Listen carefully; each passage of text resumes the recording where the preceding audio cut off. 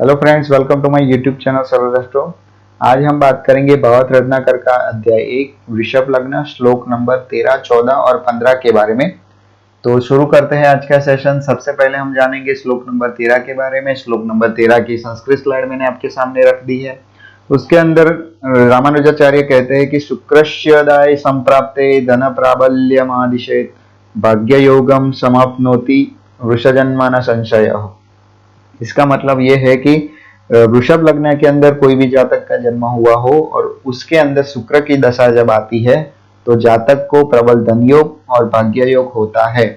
ऐसा क्यों कहा लेखक ने? फिर से मैं दोहराना चाहता हूं कि रामानुजाचार्य ने श्लोक नंबर 13 के अंदर ये कहा है कि जब भी वृषभ लग्न के अंदर किसी भी जातक का जन्म हो तो वृषभ लग्न के अंदर शुक्र की दशा जब आती है तो उसके अंदर प्रबल धन योग और भाग्य योग होता है। तो देखिए ऐसा क्यों कहा? तो देखिए वृषभ लग्न के अंदर जब शुक्र है, वो पाराशर ऋषि के हिसाब से वो शुभ मानते नहीं थे, वो शुभ होता नहीं है। जीव शुक्रेन्दव पापः, ऐसा कह के उन्होंने गुरु शुक्र और चंद्र को अशुभ ग्रह माना है। इसी वजह से पाराशर ऋषि के हिसाब से, पाराशरी पद्धति के हिसाब से शुक्र की दशा शुभ नहीं होती है। दूसरी तरफ मंत्रेश्वर और दूसरे जो ज्योतिषी है उन्होंने लग्नेश को शुभ माना है। लग्नेश हमेशा शुभ फल देता है ऐसा मान के, ऐसा इतना ही नहीं लेकिन उसके वो किसी भी ग्रह के साथ बैठा हो या फिर कोई भी भाव में बैठा हो उस भाव का फल भी शुभ देता है। उस हिसाब से वृषभ लग्न के अंदर लग्नेश शुक्र की दशा धन और भाग्य के हिसाब से शुभ मानते हैं।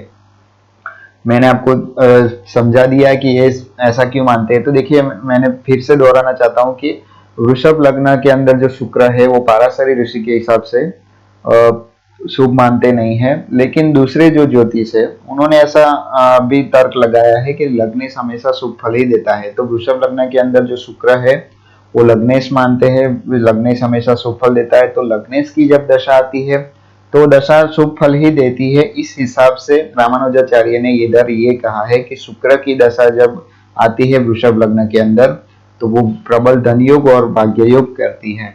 अब श्लोक नंबर 14 के बारे में हम जानेंगे। श्लोक नंबर 14 की संस्कृत स्लाइड मैंने आपके सामने रख दी है। उसके अंदर लेखक कहते हैं कि वृषभे जायमानस्य लग्ने चंद्र स्थितो यदि विशेष धन योगम तु न प्राप्नोति न जातकः।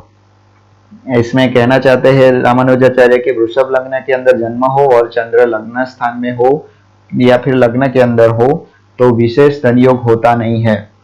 मैं एग्जाम्पल के तौर पे मैंने आपके सामने इधर वृषभ लग्न की कुंडली रखी है, उसके अंदर लग्न के अंदर चंद्र विराजमान है। तो ऐसी कंडीशन अगर किसी भी वृषभ लग्न के अंदर होती है तो वो चंद्र विशेष धन योग करता नहीं है। ऐसा क्यों कहा? तो वृषभ लग्न के अंदर चंद्र उच्च का होता है। देखिए चंद्र की उच्च राशि है वृषभ है, वृषभ के अंदर चंद्र उच्च का होता है। तृतीय होके वो उच्च का होता है। इधर देखिए अगर वृषभ लग्न के हिसाब से हम देखेंगे तो चंद्र है वो तृतीय होता है। तृतीय अगर उच्च का होके लग्न में बैठा है तो वो पराक्रम और साहस के मामले में शुभ फल देता है, लेकिन पाराशर ने तृतीय को भी शुभ माना नहीं है। इसी वजह से शायद इधर रामानुजाचार्य ने ये कहा है कि तृतीय जो कुंडली में विराजमान है लग्न स्थान में वो धन योग होता नहीं है उससे। अब हम जानेंगे श्लोक नंबर 15 के बारे में। श्लोक नंबर 15 की संस्कृत स्लाइड मैंने आपके सामने रख दी है। उसके अंदर कहते हैं कि इतरक्षे जायमानो भाग्यवान भवति ध्रुवम।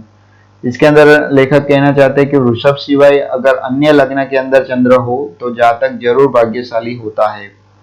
मान लीजिए किसी का मिथुन लग्न हो या फिर तुला लग्न हो तो उसके अंदर चंद्र हो तो वो भाग्यशाली होता है। सिर्फ वृषभ लग्न के अंदर ही चंद्र धन योग करता नहीं है ऐसा कहा गया है। तो इसकी वजह यह है कि चंद्र का जो फिर भी हम यही मानते हैं कि चंद्र का भावाधिपत्य देखना चाहिए। चंद्र पूर्ण है या फिर क्षीण है वो भी शुभाशुभ फल देख के ही आपको प्रिडिक्शन करना चाहिए।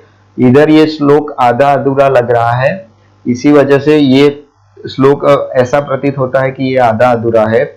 आज हमने बात की श्लोक नंबर 13, 14 और 15 के बारे में। श्लोक नंबर 13 के अंदर हमने देखा कि वृषभ लग्न के अंदर जब भी शुक्र की दशा आती है तो वो प्रबल धन योग और भाग्य योग करती है। श्लोक नंबर 14 के अंदर हमने देखा कि वृषभ लग्न के अंदर जन्म स्थान में यानी फिर लग्न स्थान में चंद्र हो तो विशेष धनयोग होता नहीं है।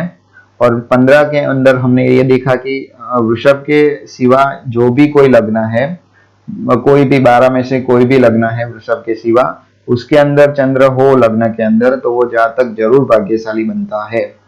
तो आज के लिए बस इतना ही था। श्लोक नंबर 13, 14, 15 आज समाप्त होते हैं, साथ ही साथ अध्याय 1 का वृषभ लग्न भी समाप्त होता है। अगली वीडियो में हम देखेंगे कि भावार्थ रत्नाकर का अध्याय 1 है, उसके अंदर मिथुन लग्न के बारे में हम स्टार्ट करेंगे। अभी तक जो 15 श्लोक मैंने आपको दिखाई वो सिर्फ वृषभ लग्न के थे, अब मिथुन लग्न के बारे में हम जानेंगे अगली वीडियो में। तो तब तक के लिए मुझे इजाजत दीजिए। अगर ये वीडियो आपको अच्छी लगी है तो लाइक शेयर एंड सब्सक्राइब जरूर कीजिए। Thank you.